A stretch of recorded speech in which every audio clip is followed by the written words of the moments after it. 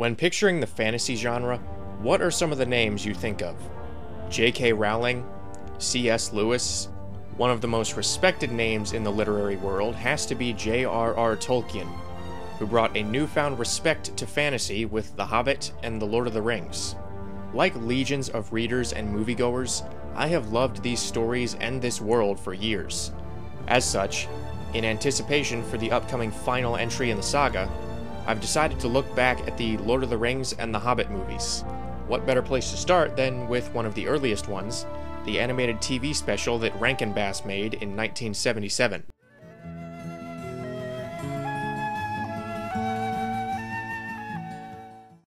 Taking place in the fictional realm of Middle-earth, the tale begins with the titular hobbit, Bilbo Baggins, being approached by the wizard Gandalf about embarking on a grand adventure.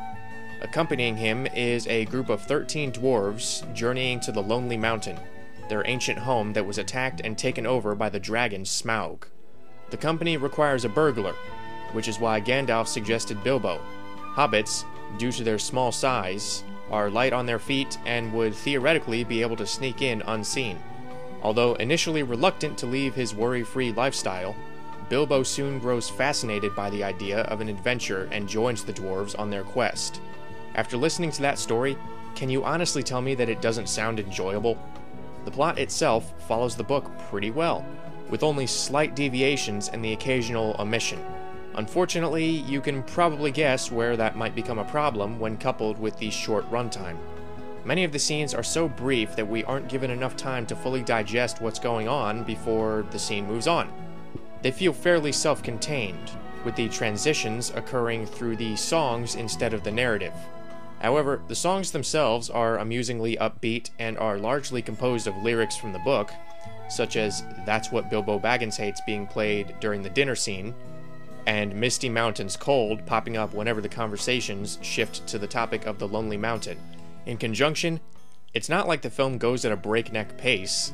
In fact, the viewing experience is actually relatively smooth compared to how rushed it could have been. Part of that has to do with the lighthearted tone.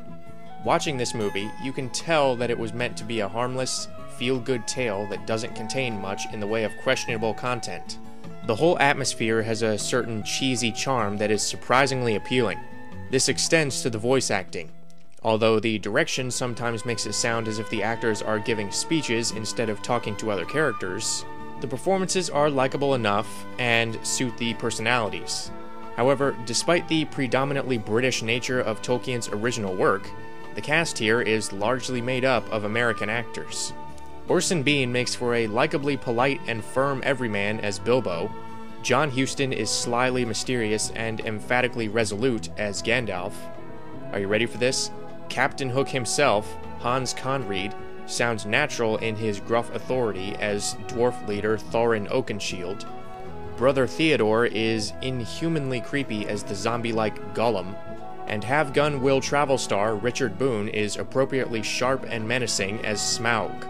The rest of the actors, like Otto Preminger and Cyril Richard, all do fine, but their less distinctive characters and minor roles leave them with comparatively little impact.